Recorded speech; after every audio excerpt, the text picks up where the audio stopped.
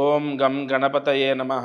ద్రాం దత్తాత్రేయాయ నమః. శరబిందు సమాకారే పరబ్రహ్మస్వరూపిణి వాసరాపీఠనిలయే సరస్వతీ నమోస్తుతే. మారుతి అనుగ్రహం ప్రారంభ 30వ తారీఖు 5వ నెల 2025. ఈరోజు చవితి, శుక్రవారం, పునర్వసు నక్షత్రం. ఈరోజు దీపారాధన ఆవ నూనెతో చేయండి. ఆవ నూనె వేసి 3 ఒత్తులు ఒక ఒత్తిగా చేసి దీపాన్ని వెలిగించండి.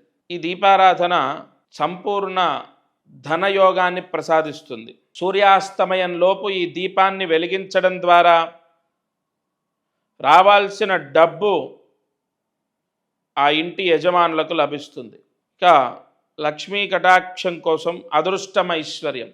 ఈరోజు శుక్రవారం, అందులోనూ పునర్వసు నక్షత్రం కావడం చేత ఈరోజు ఇంటికి గుమ్మడికాయ కట్టడం ద్వారా సొంతిల్లు కానీ అద్దిల్లు కానీ ఇంటికి గుమ్మడికాయ కట్టడం ద్వారా విశేష లక్ష్మీ యోగము సంభవిస్తుంది.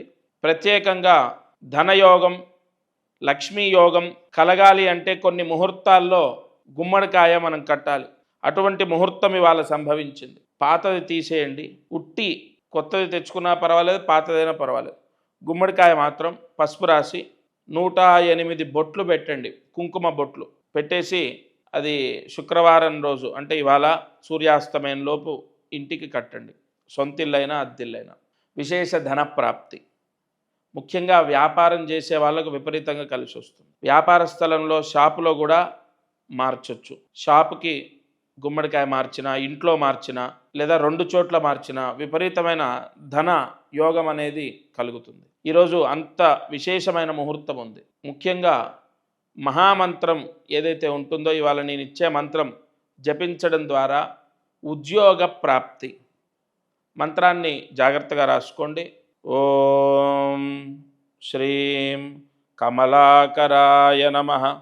ఓం శ్రీం కమలాకరాయ నమః. ఓం శ్రీం కమలాకరాయ నమః. ఈ మంత్రము 12 సార్లు రాసి 108 మార్లు జపించాలి. కార్యసిద్ధి మంత్రం ఇది. తప్పకుండా ఉద్యోగ యోగం మీకు లేదా మీ పిల్లలకు, మీ అన్నకు, మీ తమ్ముడికి లేదా మీ తోడబుట్టిన వాళ్ళు ఎవరైనా సరే, లేదా మీకే ఉద్యోగాన్ని ప్రసాదింపజేసే మంత్రం ఇది.